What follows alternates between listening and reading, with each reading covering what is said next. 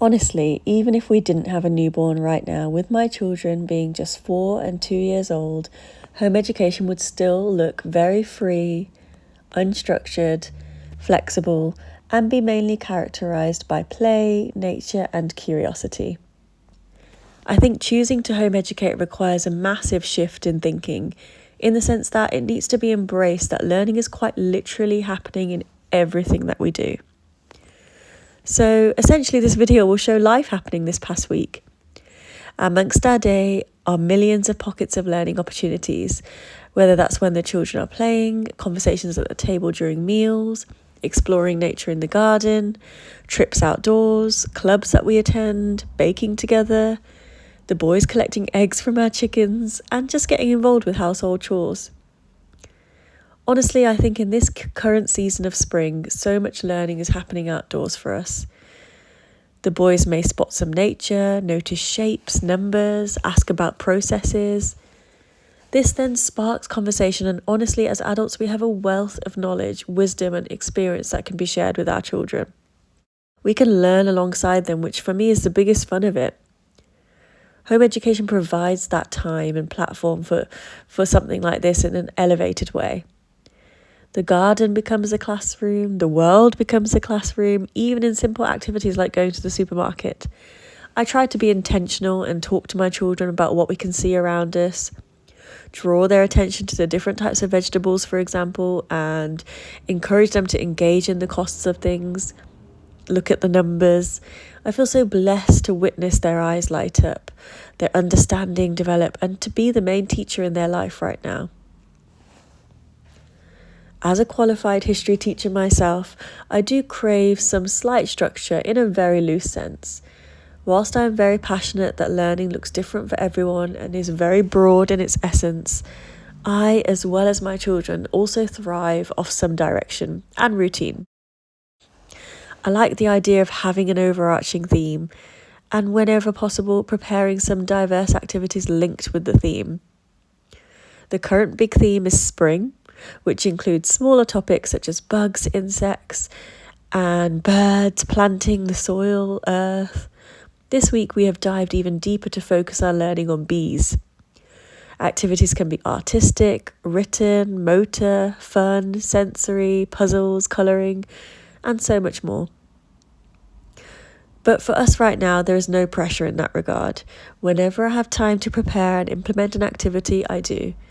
But my baby girl is just 11 weeks old, and honestly, it has only been the past week or so that I have had any time and managed to implement some element of structure in our learning. During my pregnancy and early postpartum period, home education was fully unstructured play, conversation, and nature-led. With a newborn, a toddler, and infant as well as a home to keep, food to prepare, a garden to love, it isn't possible to do activities every single day. And that's fine, because learning happens constantly. We've recently been planting seeds and watching as they germinate. The boys are learning about how seeds germinate, what they need to grow, and how diverse seeds themselves are. Sparking my children's curiosity is powerful in and of itself. I also love watching my children play together and be so imaginative. I aim to raise boys who use their imagination loads, read lots of books, know and love nature, feel connected and a sense of belonging here, as a family at home, as part of our community, and people on this earth. This is my biggest work, and the most important reason why I've taken a step back from my teaching career and a step into my homemaking mothering role.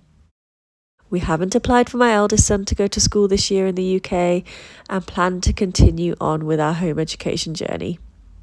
I have witnessed firsthand my children thrive in so many different areas just through their play, creativity, and imagination. The most important way our children, especially up to 7 years old, learn is through play.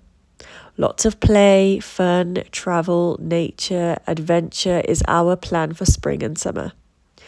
Learning through play, connected to the seasons and world around us, with elements of structured learning where and when possible. My eldest son is enjoying learning letters, phonics, and loves hands-on experiments and activities. And I do hope to do more of that as my newborn baby girl grows into more of a routine and flow. But again, there will never be any pressure in that regard for us. Involving my children in every activity during the day is a learning experience itself. My son keeps saying, "Baby sister can only see black and white." His observations and care for her are so beautiful. Involving them with cooking in the kitchen, making tea, coffee, planting, watering, any general chores are invaluable experiences for them. Learning is so effective when doing. We also regularly attend various clubs and group sessions such as farm club, park meetups. We have a nature centre membership, swimming, and other clubs on the horizon such as horse riding.